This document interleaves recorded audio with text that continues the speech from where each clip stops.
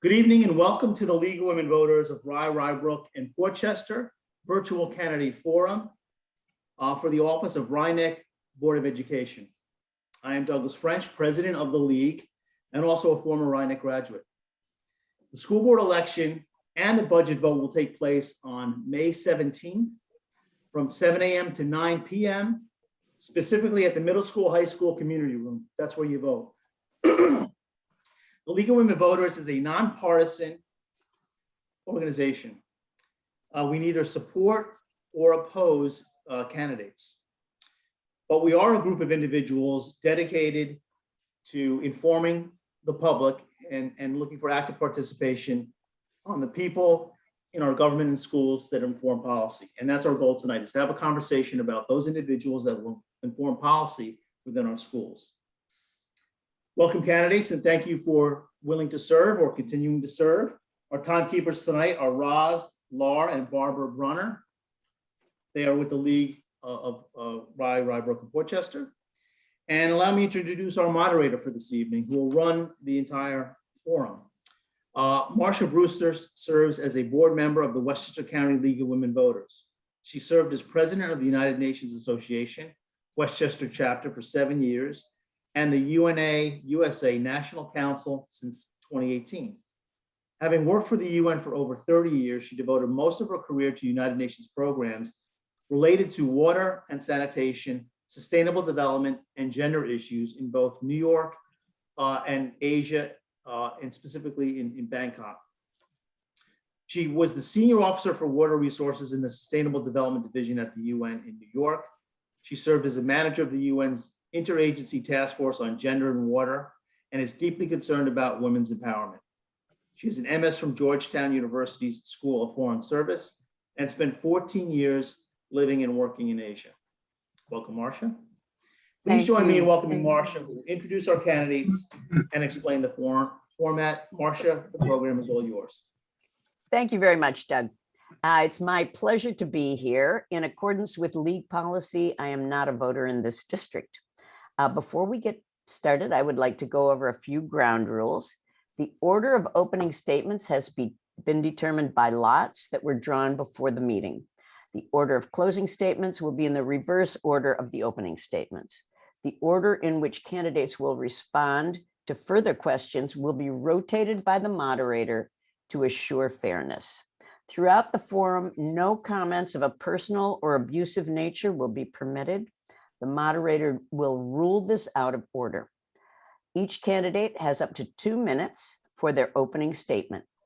Then they will answer a question posed by the League of Women Voters, followed by audience questions. Candidates will have 1.5 minutes to answer each question. The timekeeper will indicate when 30 seconds remain in the allowed speaking time, and again when time is up. Questions from the audience were submitted prior to the candidates' night by email and electronic form. The audience will not be able to submit questions during the live event. Candidates will be allowed a 30-second rebuttal after a question has been answered by all candidates if requested. At the conclusion of the question period, each candidate will get a closing statement of a maximum of 2 minutes. As moderator, I will reserve the right to allow rebuttal of the close if warranted by the content of the closing statement. Rebuttal will be given 30 seconds. Now we will proceed with the school board. We have 3 candidates for 2 positions on the Rye Neck School Board. In alphabetical order, your candidates are Gloria Spadafino Gole, Gloria, Gino Frabazil, Gino, and Elizabeth Young. The order of the opening statements is Gino Frabazil, Elizabeth Young, and Gloria Spadafino Gole. So let's begin, and I will call on Gino to make his statement of 2 minutes, no more than 2 minutes. Thank you. Good evening. First, I'd like to say thank you to the League of Women Voters for giving me this opportunity. Thank you to my fellow candidates and to the community I hope to represent. My name is Gino Frabisiel, and I'm seeking to be your choice to represent our children in the Rhinebeck School District. I've been a Rhinebeck resident for over 15 years, and alongside my wife, Angela, I've raised 3 children in the Rhinebeck School District. My eldest is a 2021 Rhinebeck High School graduate and is currently studying food science at Penn State University. My middle son is currently a sophomore, and my youngest daughter is attending Effie Bellows. And just like all you residents, I've had to endure the pickup and drop off lines at all 3 campuses. I hold a bachelor's and master's degree in civil engineering from Manhattan College. I'm a New York State licensed professional engineer. I have over 27 years experience as an engineer and have the skills necessary to be part of a team that helps facilitate dialogue, discussions, and ideas and see things through to their completion. This skill set, along with my enthusiasm for the Rhinebeck community, makes me the perfect candidate for the Board of Education. I am running for election because I believe in serving the community that my family is invested in. My professional experience as an engineer has given me the foundation I need to conquer complex problems, make decisions based on logic and reason, and use many different facets to reach a common goal. I pride myself in being non-reactive, but rather use common sense in making decisions. I've been through each and every step of the Rhinebeck system all the way through to the collegiate level and have enjoyed the journey. I have seen my own children succeed and look forward to being an integral part in facilitating the success of all students in the Rhinebeck School District. I am running for election to serve the students, reestablish unity, promote open communication, ensure our children are given the best possible opportunities for a successful future. My commitment to this community and to the students, I know, make me the best choice to be a Board of Education member and lead our school district for the upcoming term. Thank you. Thank you, Gino. Perfect 2 minutes. Elizabeth, you're on next. 2 minutes. Thank you, Marcia. My name is Elizabeth Young, and I am running for the Rhinebeck Board of Education as a trustee because the COVID pandemic has presented new challenges for our children, and I realize that my experience with volunteering and bringing communities together is more valuable now than ever. I am a proud product of New York Public Schools in Manhattan, Brooklyn, and Syosset, and graduated with a BA from Yale University in Economics and East Asian Studies. I spent a decade in asset management at Goldman Sachs, where I looked after the reserves of central banks, supranationals, and nonprofits. It is a natural step to extend that fiduciary mindset to steward our school resources so that our programs benefit all our constituents in a sustainable way. I am an advocate for strong public school education across science, technology, engineering, arts, and mathematics, balanced with attention to mental health needs and other special needs in the student body. I have served at globally recognized schools, ranging from schools specializing in math and sciences to those dedicated exclusively to teaching autistic learners. My educational advocacy efforts spring from a deep desire to see every child succeed and fulfill their potential. To do that, we need to ensure that our children develop the competencies, confidence, and flexibility to navigate in an increasingly complex world. We are blessed in Rhinebeck with a diverse and civically engaged community that has the enthusiasm and capacity to provide opportunities for our children to have a richer educational experience. I am excited to bring my community building experience to make this happen. If elected, I will work tirelessly to ensure that school resources are prioritized to build our children's academic, emotional, and social development and well-being. I aim to leverage our strength as a small school to make sure that every student receives the individual attention needed to fulfill their top potential. Thank you, Elizabeth. Gloria, you are on next. 2 minutes. Good evening. My name is Gloria Spadafino Gali. I'd like to thank the League of Women Voters for hosting this virtual event. Being part of this campaign with my fellow candidates has been a privilege. Having attended and graduated from this school district, I have very deep roots and ties to this community. I'm currently the Vice President of the Board of Education. I have been able to serve our great community for the past 3 years. One of the reasons I'm running for a second term is that there are several initiatives that I have brought up, spoken about, and worked on, which we were not able to bring to fruition. One of those initiatives is our athletic fields. We have not been able thus far to put the beautification of our fields at the forefront. I have already been speaking with my fellow board members and the administration about taking this on as we move past our capital project. It is time to take a closer look at what we can do for our athletes. Another initiative I've spoken about is our rankings as a school district. I understand that this is an important topic that people care about and that there are several factors that go into rankings.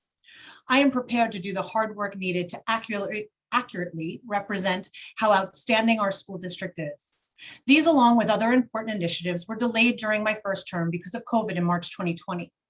We are faced with the unprecedented dilemma of continuing to give our children the high quality of education they deserve, while at the same time keeping everyone safe.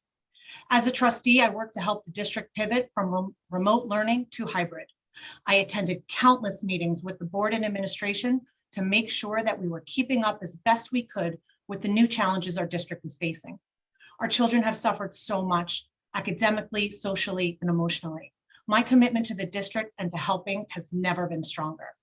Now here we are back at school and looking toward the future. I'm grateful for the opportunity to continue to serve on the Board of Education as a trustee, and I am looking forward to contributing to the good hard work that the district needs and deserves. Thank you. Thank you very much, Gloria. Now we'll begin the normal questions from the audience. The first one is, research demonstrates that students are behind academically post-pandemic. What do you think administration can do to address the deficiencies that were caused by the 2-year pandemic? Elizabeth, you're first. Thank you. Yes, this is something that has been at the forefront of my mind. It's actually been a big part of why I'm running. Fortunately, we have very, very committed teachers that interact with our students now in person on a daily basis. And one of the first things we'll need to do is to assess what, if any, gaps there might be. I'm concerned not just with cognitive gaps, learning gaps. We are concerned among younger children whether speech acquisition, language acquisition was as successful as it could be. But amongst older students, there are also anxieties that have developed, especially around mathematics.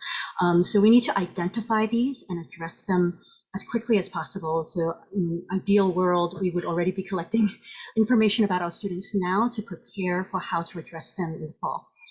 But there are other things that I am concerned as well, and those are the psychological and social needs as well. Anxiety is a big issue. If we don't address that early, that can settle in and affect choices that the students make in their courses and their programming and what opportunities they may have in the future. So we want to have these assessed, and so that we can address them as soon as possible. Thank you, Elizabeth. Gloria, you're next. Yeah, thank you. So first and foremost, every child is a learner. So we need to really address what has happened to our students. Some of these children have missed complete blocks of their schooling where, the last time they were in school was middle school, and now they come back and they're in high school. And so these are really important things that the district has been looking at and finding ways to scaffold and make sure that the children have the support that they need. This has affected everyone. No one has escaped unscathed from COVID or the ramifications thereof. And it's really, really important to the district that we continue to advocate for those children to make sure that they get the help that they need, not only academically, but socially and emotionally, because as we know, these kids have been through something that is unprecedented. And, I have been working with the board and the administration and will continue to do so to make sure that the children have what they need. Thank you. Thank you, Gloria. Gino, you're next. Thank you. This pandemic has effectively caused us to play catch up for many years to come. I believe that we'll be seeing academic and social and emotional needs continue with the uncertainty of what the future holds. I'm hopeful that we are on a positive trajectory and eventually see the gap close. I think that one of our biggest assets and the most distinguishing qualities here at RINEC is that we have small classes, and that's going to be important for us. Because of that, there are more opportunities for individual attention and for the students as they need it. There are also so many other great qualities in addition to the academics. We're a very tight-knit community where everyone looks out for one another.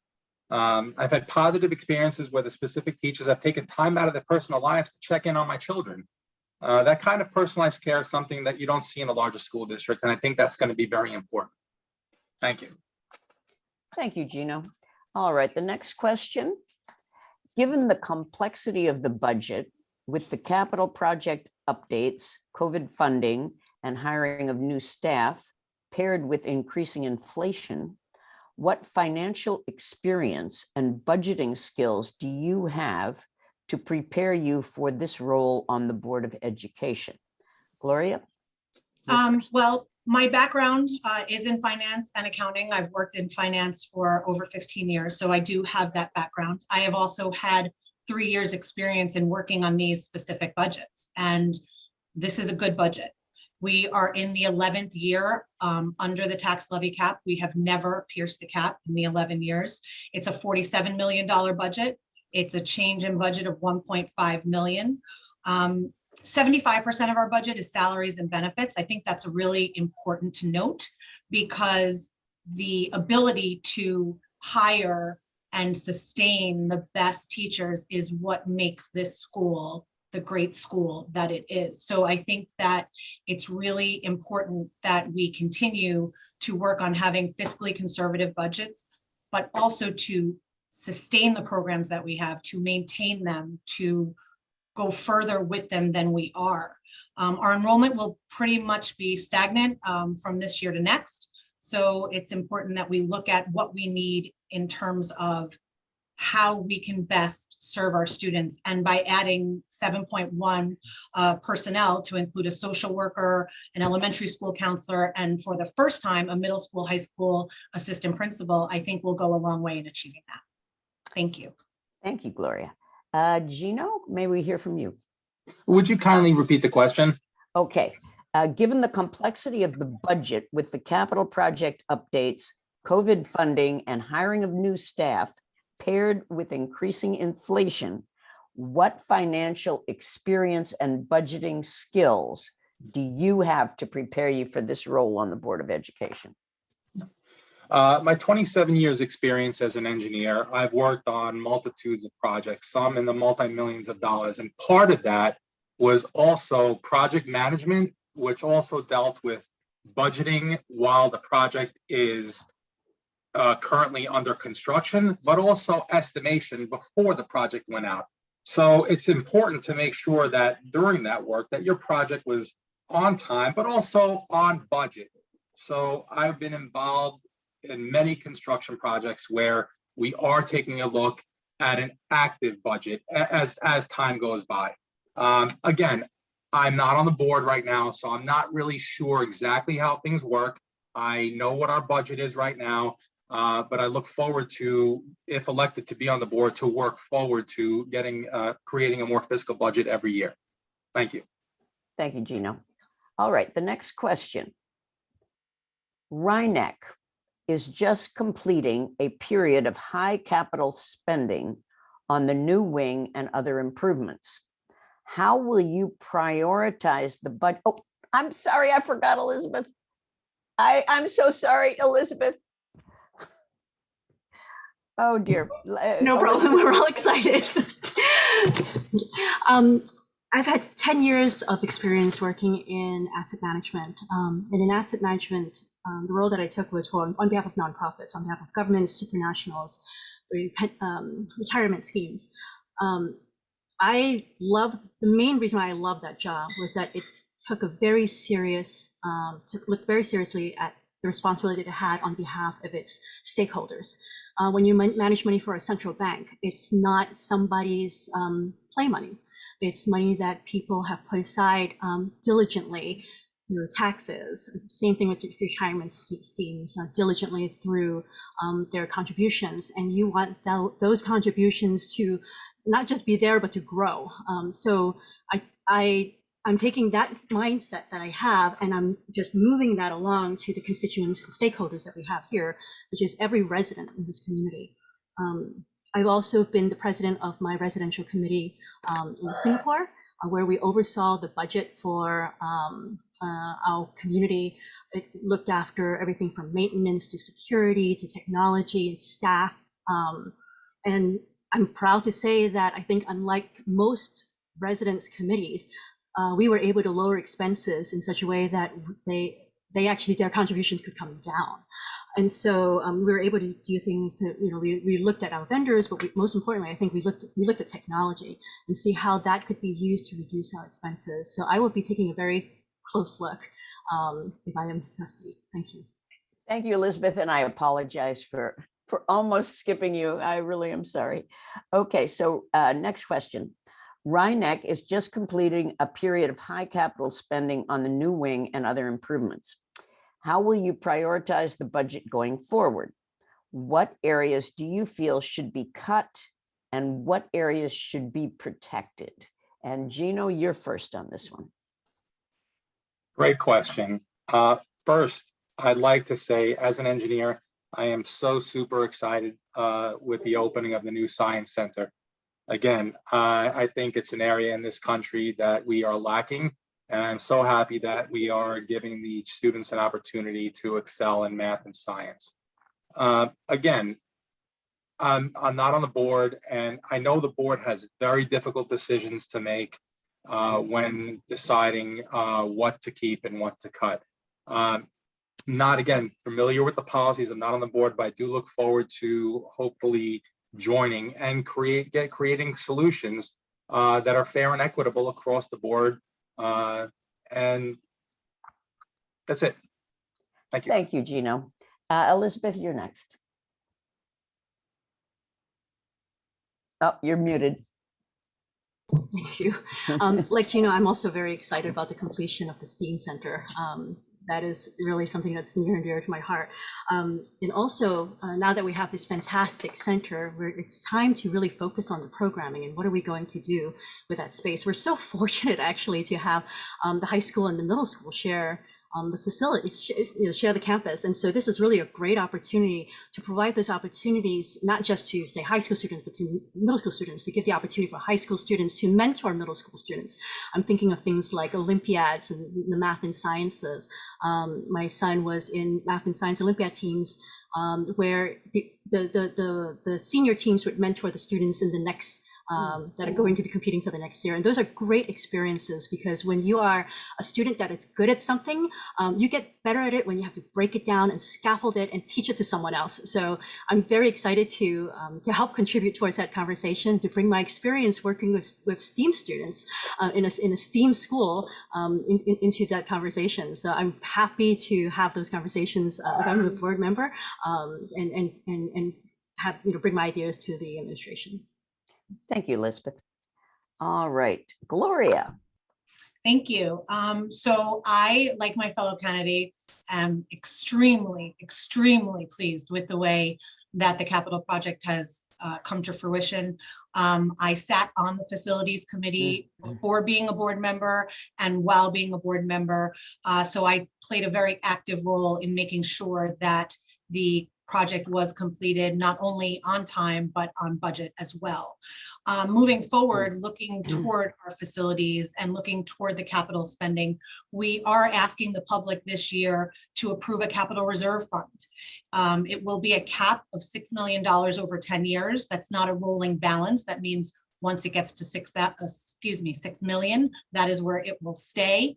It can be thought of as sort of a savings account, and it will only be funded if there is leftover money at the end of the year.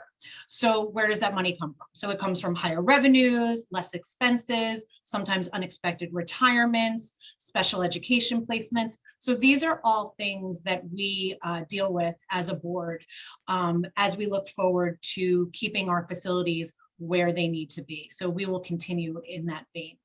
Thank you. Thank you. The next question, what kind of interaction do you think the Board of Education should have with the community? And what would you do to improve communication between the board and its constituents? And Elizabeth, you're first on this one.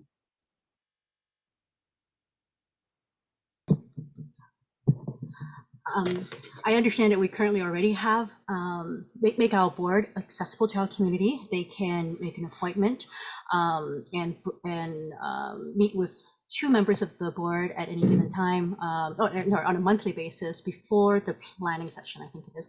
And so that is currently a way that our community can access the board. But I've also spoken with a lot of people in the community who have a great hunger to be more actively involved, especially post-pandemic. We have an incredible hunger and appetite for this. I have had many members of the community tell me about meet the superintendent sessions, which I think are especially important for those constituents that don't currently have students in our school system, but want to know what their investment is going towards and how they can also contribute further. We had meet the principals at coffees, and there's just so many ways that they can get involved. I've talked to constituents that tell me, hey, I'm in Rhinebeck, but I'm mentoring students in political science in Mamaroneck High School. They would love to be mentoring students here. I know I met someone that was mentoring students in Yonkers, another that would say, hey, I would love an interior design student who's interested in joining me for an internship. So I think there are just so many ways that our community can be engaged, that I think as a member of the board, we want to help link the community, bring these ideas, these offers of help, which I think are so generous, and to bring that enthusiasm to work on behalf of our students. Thank you, Elizabeth. All right, Gloria. Yes, thank you. So there is always much talk about public comment or lack thereof from the Board of Education and with the Board of Education. Having been a trustee and now vice president of the Board of Ed, I can say this to our community with certainty. We welcome community comments. We value public opinion. We want you to come to our meetings. We want you to come to our office hours. We want that open dialogue. Unfortunately, our meetings are sometimes, sparsely attended, but we do have them once a month and a planning session once a month as well. We also now have updates that come weekly from not only the principals, but our superintendent that is newly instituted. Our website has been updated to be really a lot more user-friendly, have a lot more information. We have several committees that parents are asked and welcome to volunteer for: the Diversity, Equity, and Inclusion Committee, the Principal Action Committees in the elementary schools, middle and high school. We have PTSA, we have Booster Club. We have several ways for parents to get involved. And I think that it's really important because we all have a vested interest here. We all live here, our children go to school here, and we all want the best for them. So I can tell you, as a Board of Ed trustee, we certainly welcome that communication, and we hope that that communication will lead to thoughtful conversation and decisions. Thank you. Thank you, Gloria. Gino? Thank you. I would like to see continued emphasis on transparency, which plays an important role in the success of any institution, especially a healthy school district and culture for learning. I believe that open communication is key to any successful partnership, whether it's school district to community, teacher to student, coach to athlete. While I believe that the board does a fine job in involving the community in its decisions, there's always room for improvements. Transparency and communication bring unification. Thank you. Thank you, Gino. All right, the next question. In this post-COVID era, what programs and initiatives would you propose and or support to promote the physical and mental well-being of the students and staff, including those that address bullying and harassment? And Gloria, you're first on this one. Great question, thank you. So this is something that the board and the administration talk about all the time. This is one of the most important things that we can do for our children, is support them and make them feel safe when they come to school. And bullying and the internet and social media really have gotten to a place, the likes of which most of us watching this forum have not seen when we were in school. So part of the board's responsibility is to ensure that we are overseeing what the district is doing and how they are taking steps to make sure that all of the children, especially post-COVID, especially coming from that state of isolation that COVID created, that we give them what they need to come back into the school district. Part of that is our budget, which I mentioned before. We will now have another social worker. We will have a counselor at the elementary schools. These are all pieces to help bring the children back together. Thank you. Thank you. Gino? Thank you. Great question. Bullying has no place in our school, and it should be at the forefront of the board's current role. Mental health should be at the forefront in terms of accessibility for students. Support for the student and their families is imperative when tackling these issues. I believe that Rhinebeck has been successful in placing students' mental health needs ahead of academics. I'm a strong believer that with transparency, we could tackle these issues with great success. Effective communication and clear understanding of the role the school plays in these new topics must be presented prior to the topics being addressed in the classroom setting. Parents need dialogue. Thank you. Thank you, Gino. Elizabeth? Yeah, so I think one of the key things that everyone has been dealing with during the pandemic is the isolation. And isolation has affected not just the children, but parents. You know, how we oftentimes, they have had much more caregiving support prior to the pandemic. And teachers now, right? Teachers who are looking out to make sure that students are learning effectively since more of the learning is and assignments are being administered on technological platform. So one of the things that I think we're all keen to see more of when we're truly in a post-pandemic world, and hopefully, fingers crossed that will be the case, is really a resumption of more activities where children are interacting with one another, and I like to think of ideas that don't necessarily require a whole lot of additional spending in terms of more staff. These are really more community initiatives, and I'm thinking of things like buddy systems. So when my first grader entered a new school, he was assigned a third grade buddy. When he became a third grader, he had a first grade buddy. He's still in touch with those buddies, even though we're halfway around the world. We're living halfway around the world from them. And these would continue. And so, if you're in a case of our school, we have a lower elementary and an upper elementary school. The buddy in the upper elementary school is able then to introduce to his buddy in the lower elementary schools what to look forward to, what to anticipate. And I think children really thrive, not just from the attention of their immediate caregivers, but the attention of other people in their community. And so I'm looking to build more of these connections in our community. Thank you, Elizabeth. All right, the next question. We're moving right along.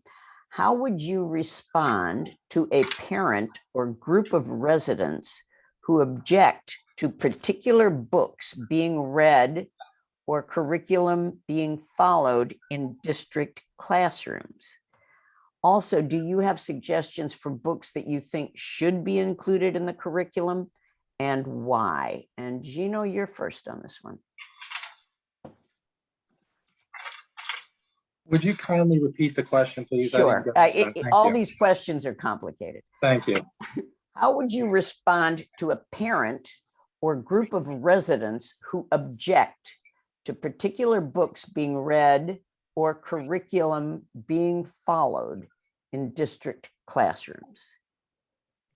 Also, do you have suggestions for books that you think should be included in the curriculum and why? I think that's important to have an open discussion with parents. Again, I believe that communication is key. If they have concerns for the board that there are certain things that they believe that shouldn't be taught, I believe that the board should be able to listen and make a decision based on what's best for the children. It's got to be fair and equitable for the community and above all for the children. Again, I don't have any objections to specific books or anything that's being banned at this point, but I do believe that an active discussion with the board is key for a successful school district. Thank you. Elizabeth. Yes. As a member of the trustee, we are representing the interests of multiple stakeholders.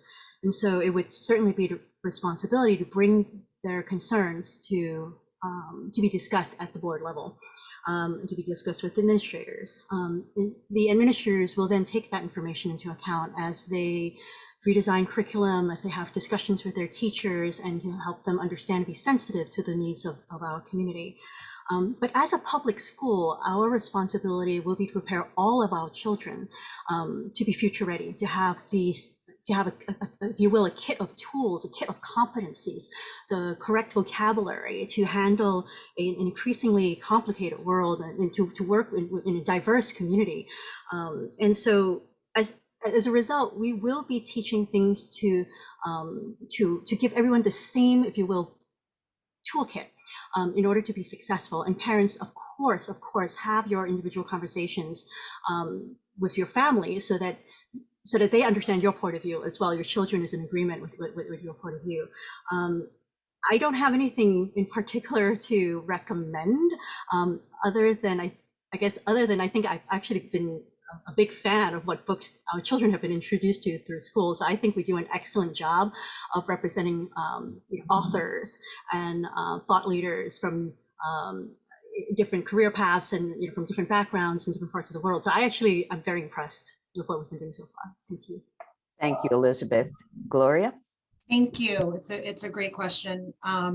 So I believe that the Board of Ed's role is to oversee. We have administrators in this district who are highly educated, who have years and years, decades of experience with curriculum.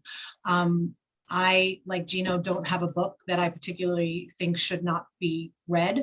And I, like Elizabeth, agree that we have really a great breadth of books. A book in 4th grade that my children were read out loud was Wonder. It was about kindness, tolerance, disability.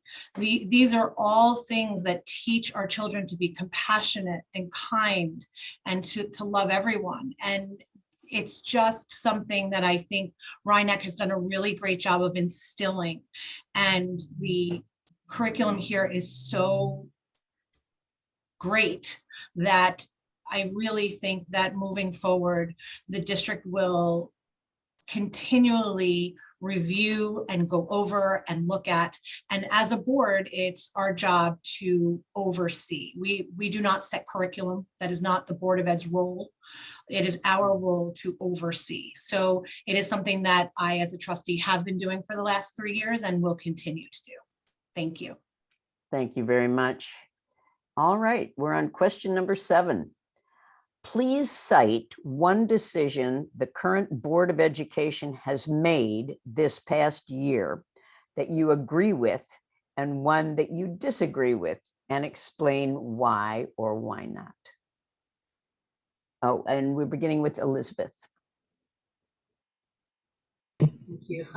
There's several things come to mind, but I'll just I think I'll list one. Okay, I would love to have a further conversation about this. I'm very excited about creating the position of the Director of Pupil Personnel Services. That position will oversee both our special needs children as well as our mental health services in the school district. So that would give a person a view of what are the mental health needs across the district. That person would be aware of both the pandemic-related mental health needs, as well as with special needs that are also known as invisible needs. I would love to see more to integrate students with special needs into our broader school, because some of these special needs are invisible. We're not measuring them, necessarily, and realizing where the gaps are. So the one that I would think of is, for example, how many of our special needs students participate in the prom?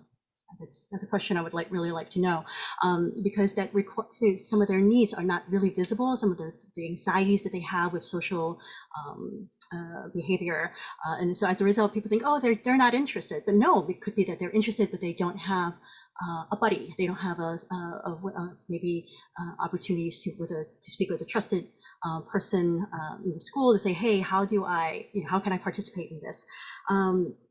Things that I'll just quickly say that I don't have any particular things that I disagree with. I don't have enough, I think, visibility to really know the decision-making processes at this point. But I think that's something as a trustee there would be a lot more visibility. Thank you, Elizabeth.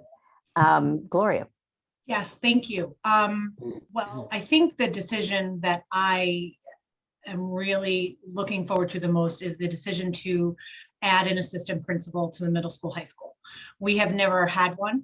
We are a very lean organization. Our administrators play multiple roles.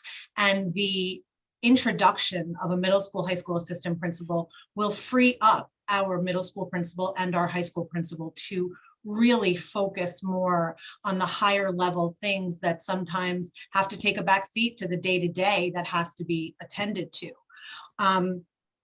As a trustee, I'm one of 6. There are no unilateral decisions.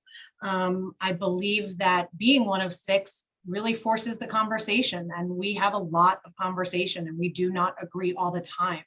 But I am able to say with full confidence that I do not disagree with any decision that has been made by the board in this past year. Thank you. Thank you, Gloria. And Gino? Thank you. I too echo what Gloria said about the addition of the AP. I think that's a fantastic idea. But I also want to add to that. I said it before, but I'm going to say it again because this is an issue that's really close to my heart, being an engineer. The one decision that I agree completely with that the board had made, it may not have been this year, but we're going to see the benefits because the Science Center just opened up. You know, again, as an engineer, I feel that in this country, we are falling behind in the area of math and science, and I completely am for this new science wing. And I'm hoping that this is going to bring up the enrollment for students who are looking to study the sciences, engineering. It's a passion of mine. So I'm very happy about that. Disagreeing, I believe it's very difficult for the board to come to decisions that they make. And I understand that the decisions are in the best interest of the community and the students. As a private citizen, I may not agree with certain decisions. However, as a board member, I look forward to being part of a team that would serve to make decisions in the best interest of the students. Thank you. Thank you, Gino. All right, the next question. Rhinebeck is a very diverse community. What have you done in the past to support and promote diversity? How can the school better engage with and address the concerns of its non-English speaking students and families? Gloria, you're first. Thank you. Another really good question. I am very fortunate. I am the Board of Education, one of 3 of the Board of Education representatives for the Diversity, Equity, and Inclusion Committee. I am able to observe, along with my fellow board members, a group of parents, staff, and student volunteers who analyze data and discuss really important topics. I am extremely impressed with the students in this school. The level of thoughtfulness and intelligence and really just the way that they tackle these hard issues and really let the adults know what's actually happening on a day-to-day basis. It's important that we make sure that everyone counts. It's important that everyone has a voice. It is important that every student is supported, whether they are English speaking or non-English speaking. We have things in place to ensure that all of our students get what they need. We're a small district and the teachers know all the students. The administrators know all the students. This is a gift. They are not a number here. And I think that being part of the Diversity, Equity, and Inclusion Committee really has given me a really excellent lens into what we need to do moving forward. Thank you. Thank you, Gino. Thank you. Gloria, I have to agree with you again. Our students have risen on that occasion. The board function when it comes to diversity, equity, and inclusion should be to promote kindness, inclusion, and education regarding people's differences and whether they be social, economic, or cultural. I commend the board for a fine job and look forward to being part of an entity that embraces and creates an environment in which is accepting of all its community members. We need unity above all else. In a current climate where there's a lot of division, we need to encourage unity in our schools and the community. Thank you. Thank you, Gino. Elizabeth, you're next. I agree with Gloria and Gino. I have been very impressed with our students. as many of you know, we have a very high percentage of students that come from various parts of the world. We have a significant population that speaks foreign languages at home. And we've done an incredible job welcoming students coming into our school district at different years, and precisely because we're such an attractive school district, that we have people coming in, you know, in the middle of in the middle of the year, and we've done a really wonderful job integrating them and including them socially, including them into our activities. I know a particular student that moved in just this January, so in the middle of his middle school, last year in middle school, and is participating and has a lead role in the middle school musical. So I really just applaud our community for its inclusiveness. I've been very active in my volunteering with in different schools, so I'm it's very close to my heart, are students who have special needs, especially those with hidden special needs, making sure that they're included, not just in areas of their aptitude, but areas of their weaknesses as well. And so that may include things like social gatherings and such. I think what we can do more of is, you know, precisely because we have so many students whose parents did not go to a higher education here or went on to additional training here, whose first language is not English. I think we can help them to make that transition easier, and that would include making it like we have a huge form to fill out before students are prepare for the college applications, and that's hard for parents whose first language is not English. So we can do more to help that. Thank you, Elizabeth. Thank you very much. The next question: if elected, when you look back at the end of your first term, what does success look like? Gino. Sorry, I had a little problem with the mute button there. Can you hear me? Yeah. Okay. All right. As a general statement, success for me would be that knowing the kids can look back at their time in Rhinebeck with fond memories, whether it be relationship with their peers and teachers who have come to be mentors for their future. I know I experienced that with my son and his coach. Really, it was a great relationship. I'd like to see continued emphasis on transparency, which plays an important role in the success of any institution, especially in a healthy school district culture, working for work and learning. I'm here to represent the taxpayers, but my focus remains on the students. We need to give our students every opportunity and its best foundation to be their best selves.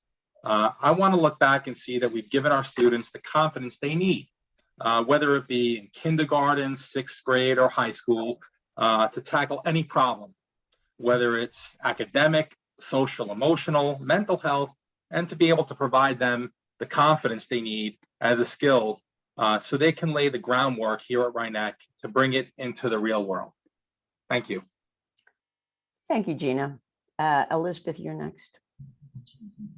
I think success will be, especially after the time that we've all been through, is really the resumption of just activities that bring our unity back into our community, like bring people together. We're going to, I think we just have so much appetite. I've met so many different members of the community that are just excited about being a part of our children's lives. It's such a privilege to have that many people that actually want to do things, for our schools and for our children. I think success will also look like when our children grow up knowing that they are loved by multiple people, that they have teachers that have gone, above and beyond for them, that there are neighbors that care about them and ask after them, that there are people looking to mentor them and bring them under their wing. I think that success is not an individual success, it's a community success. And I think that for me really would be definition of success. I'm not sure it can be accomplished in one term, but something that I look forward to seeing bring into fruition. Thank you. Thank you, Elizabeth. Gloria, you're next. Thank you. I'm in the unique position of being able to answer that in live time. I am looking back at the end of my first term, and I can tell you what success looks like. Success looks like a full student body back in school.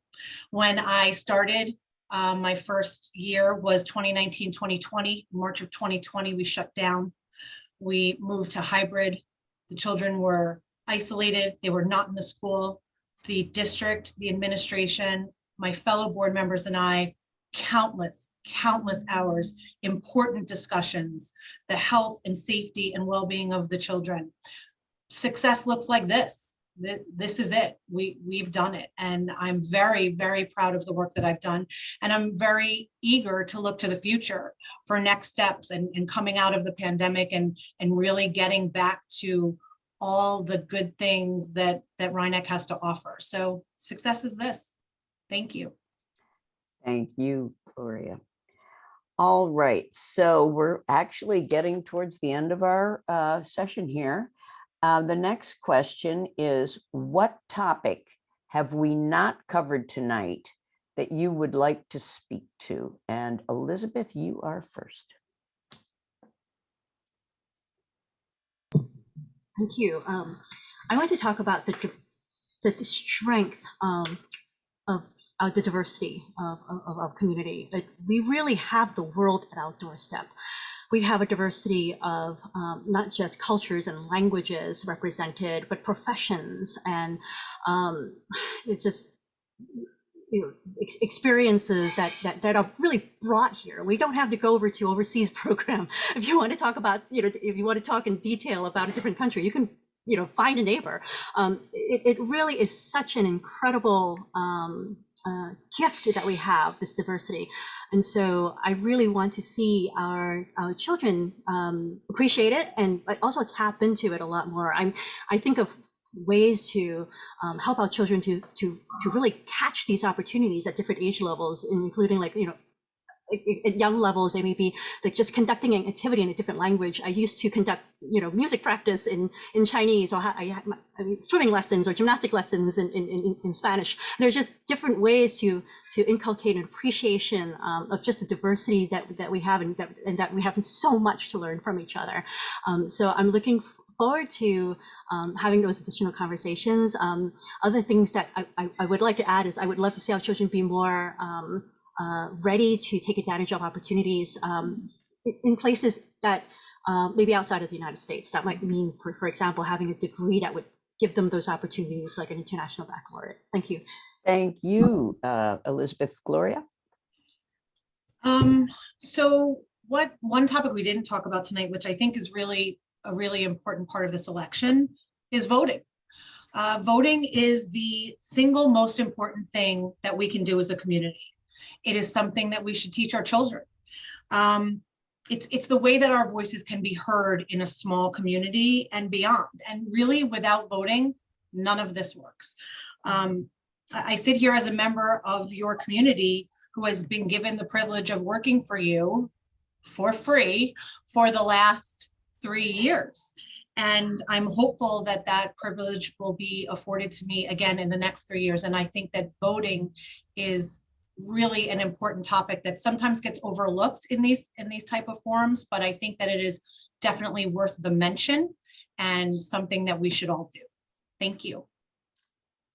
Gino. Thank you.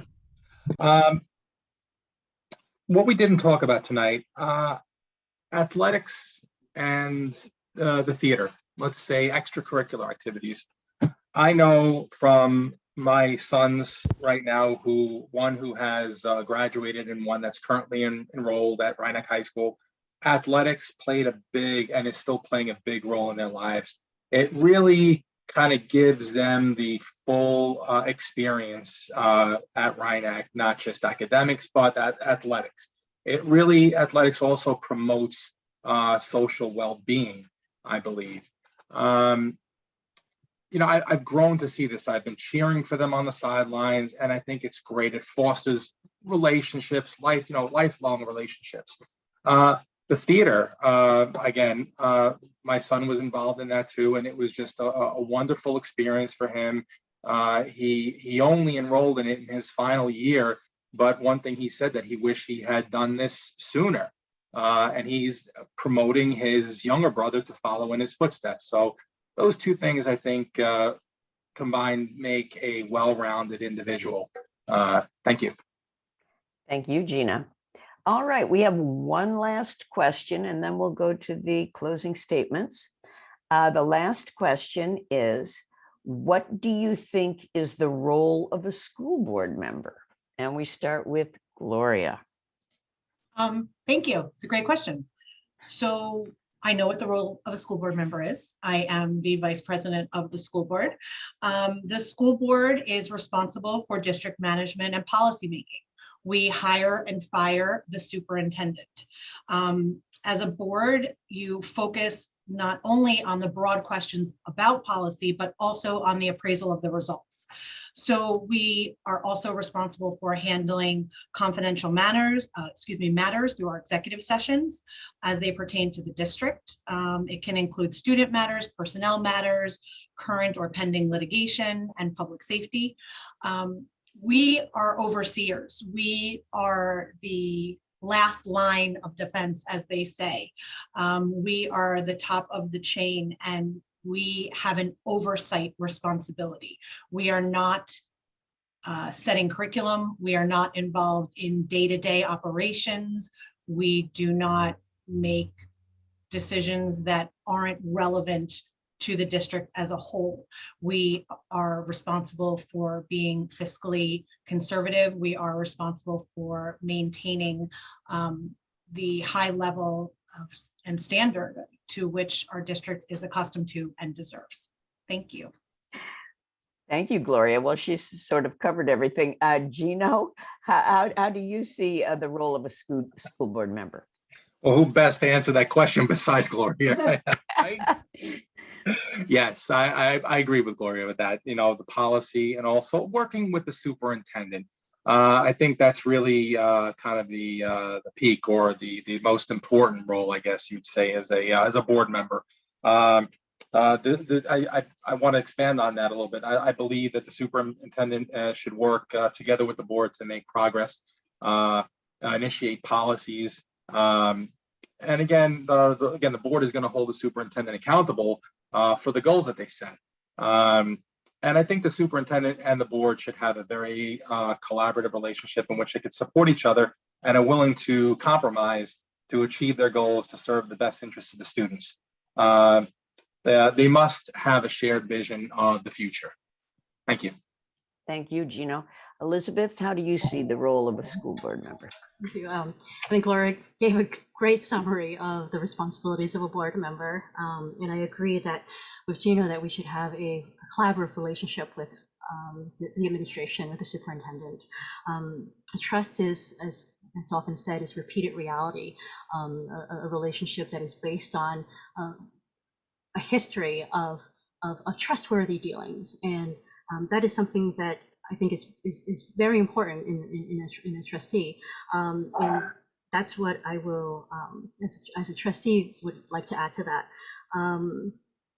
I think as another, perk, if you will, as a member of the trustee, is that you can put things on the agenda. And as someone who is in the community representing other stakeholders in this community, I'm here to give voice to their concerns. And so as a trustee, I would be able to put on the agenda things that are important to our community and to have a robust discussion, respectful discussion with our administration on areas of really mutual concern. So that's a privilege that I would very much appreciate having with your support. Thank you. Well, thank you all very much for responding to those questions. Just before we go to the closing statements, I just wanted to mention, I believe I had your name wrong, Elizabeth. What I had was Elizabeth Young, Y-O-U-N-G, but I see your name is Elizabeth Young. So it was wrong on my notes. Just wanted to mention that. And one other, just by the by, is that Gloria is talking about voting, and voting is very important. And as a member of the League of Women Voters, voting is very important at every level. Now we will go to the closing statements.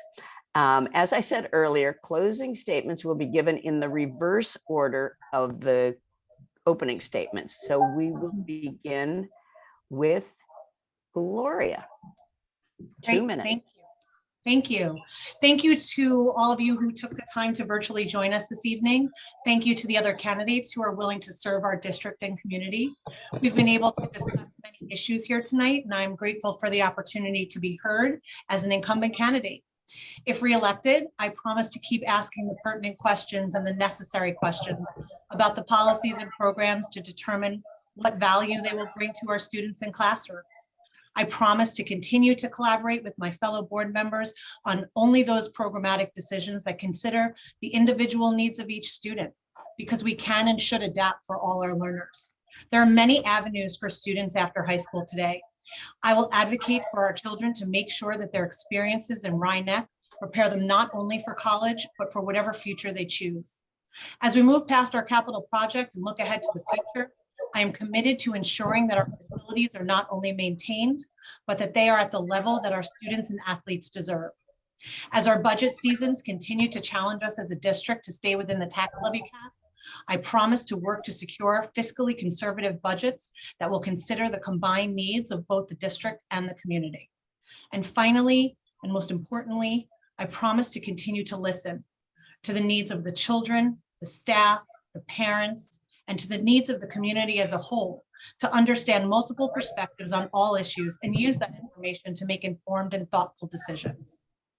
I have sat in the seat. I know what can be promised and I know what cannot. I understand balancing the needs of the community and the school district. In addition to unfinished initiatives, I'm running this year for the same reason I ran 3 years ago, to represent the people in our district because I genuinely care about the children and families in Rhinebeck. I will continue to work diligently to make sure that everyone has a voice in our schools and our children's education. It would be an honor to continue to serve on the Board of Education, and I ask for your vote next Tuesday, May 17th. Thank you. Thank you, Gloria. And Elizabeth, you're next. 2 minutes.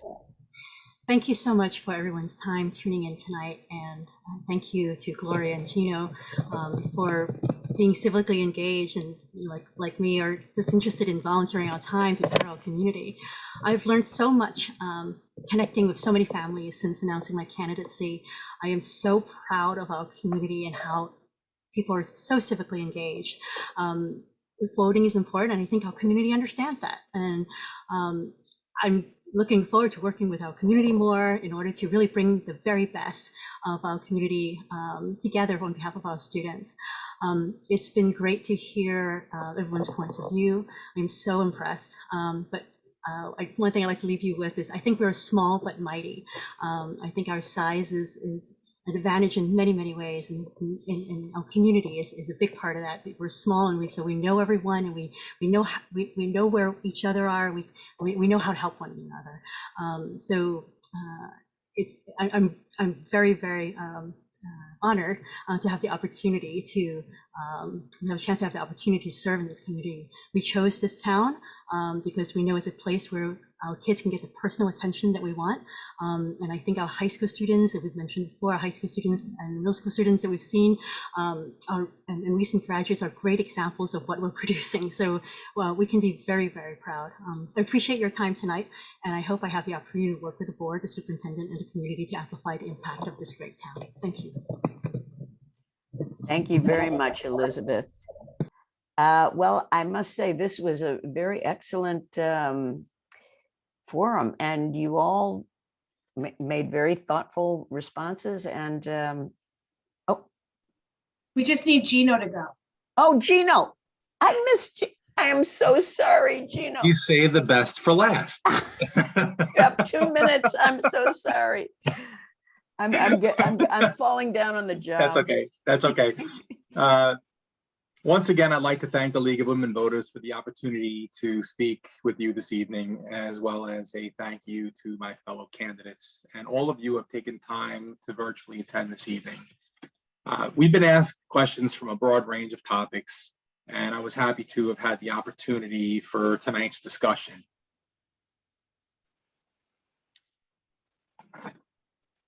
I prepared a closing statement that I was going to read regarding my certifications, credentials, qualifications, and why I should have your vote.